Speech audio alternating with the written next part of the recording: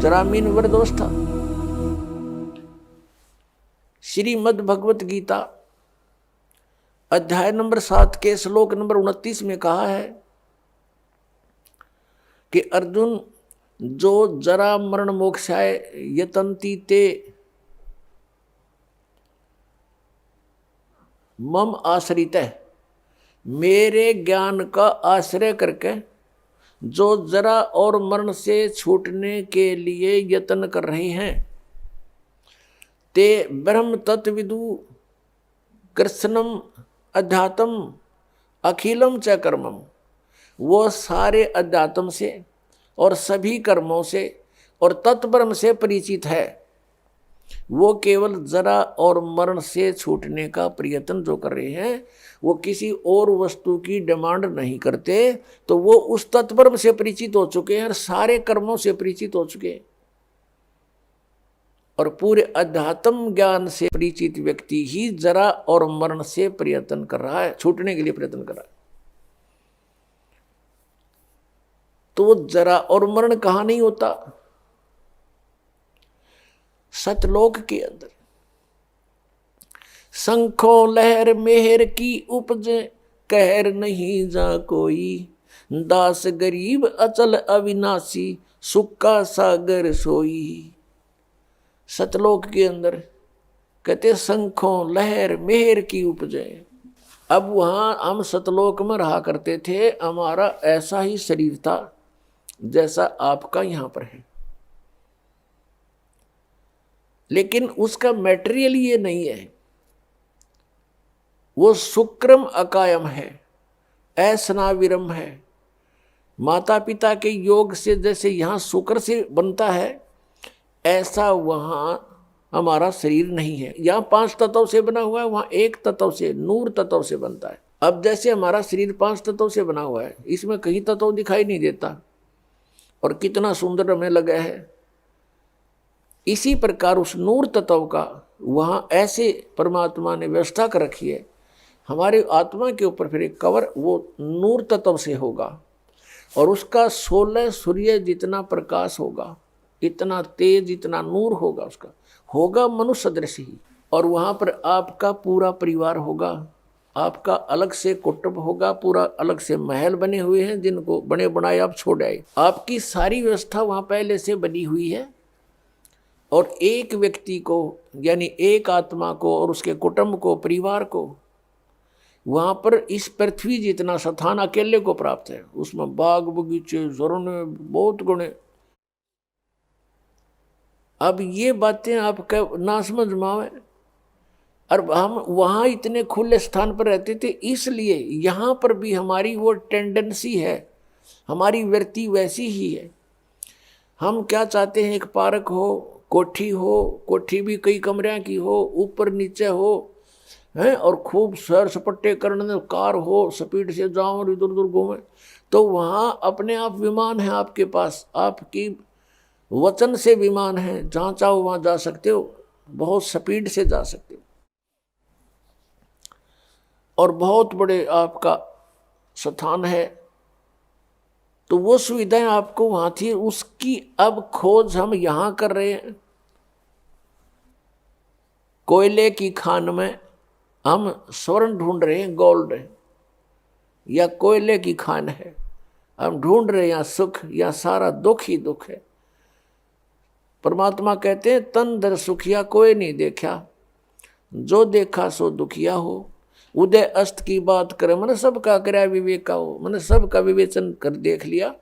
किसी के पास भी संत जाते हैं, 100 समस्याएं बता देता है, चाहे राष्ट्रपति हो यहाँ का, और चाहे वो ब्रह्मा हो, चाहे विष्णु हो, चाहे शिव हो, और चाहे इंद्र हो, वो भी 100 समस्याएं। उनकी इतिहास देख लो, ऋषियों के सामने कैसी प्रार्थनाएं कर रखी उन्होंने। तो पुण्यात्माओं, वो सुख सतलोक में है। परमात्मा सतपुरुष है, वो कबीर देव है, वो सतलोक में है। जब हम उसके राज्य में पहुंच जाएंगे, फिर हमारी मृत्यु और बुढ़ापा नहीं होगा। वहां जाएंगे कैसे? वो विधि आपको कल के सत्संग में बता दी थी विस्तार से, कि नाम जाप से हम भक्ति की कमाई इकट्ठी करेंगे। जब हम सतलोक से आए थे, हमारी बैटरी फुल चार्ज थी, हमारे बहुत ज़्यादा पुण्य हमारे साथ थे। अब हम अपनी गलती से इस काल के साथ आगे लटक गए, इस पर आसक्त हो गए, और अब यहां हम रह रहे हैं इसके लोक में, तो हम उस अपनी पुण्य कमाई को बर्बाद कर चुके हैं। इसका ये रेस्टोरेंट है। अब जैसे ऊपर स्वर्ग बना रखे इसने, इस काल भगवान ने, वो स्वर्ग क्या है? स्वर्ग इज ए रेस्टोरेंट। और उस रेस्टोरेंट में जो कोई जाता है तो उसका मालिक उससे चार्ज लेता है।